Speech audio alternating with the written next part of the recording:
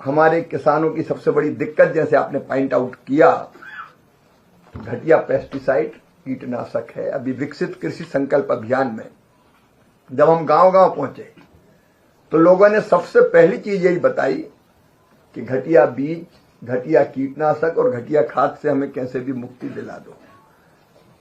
ये एक इतनी ऐसी घटना है कि जिसके कारण उनकी पूरी मेहनत निष्फल हो जाती है। एक गांव में मैं गया तो जो कीटनाशक थी उसकी बोरी में वो जो इल्ली हम लोग कहते हैं वो डाल के लेके आए गांव के लोग, और मुझे कहने लगे देखिए सर, उनका क्या, बोलिए कीटनाशक है जिसको हम छिड़कते हैं कि ये मर जाए, लेकिन इसमें ये इठला रही है, मोटी हो गई, और इट मीन्स वो बिल्कुल घटिया, उनमें जो तत्व होना चाहिए वो होते नहीं।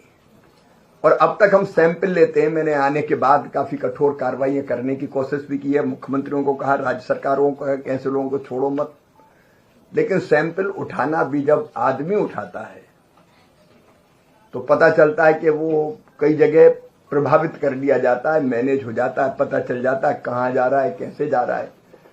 तो कई उदाहरण ऐसे मिले कि जो अच्छी कंपनियां हैं उनके सैंपल ही बार बार उठा लो, गड़बड़ करने वालों को छुओ ही मत या उनसे मैनेज हो जाओ। अब आज जो हम करेंगे आपके सहयोग से, आप करेंगे कि ये पता ही नहीं चलेगा, सैंपल उठाया, क्यूआर कोड, और फिर कौन कहां कैसे जा रहा है इसकी जानकारी नहीं होगी तो इससे कोई छेड़छाड़ नहीं कर सकता, मैनेज नहीं कर सकता।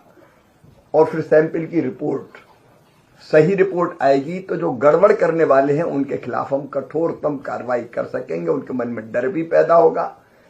हमारी कोशिश है कि हम पेस्टिसाइड एक्ट भी जल्दी लेके आए जिसमें कठोरतम दंड का प्रावधान हम कर रहे हैं। घटिया कीटनाशकों पर, बीजों के लिए भी हम लोगों ने परिचालित कर दिया, सीड एक्ट के लिए भी।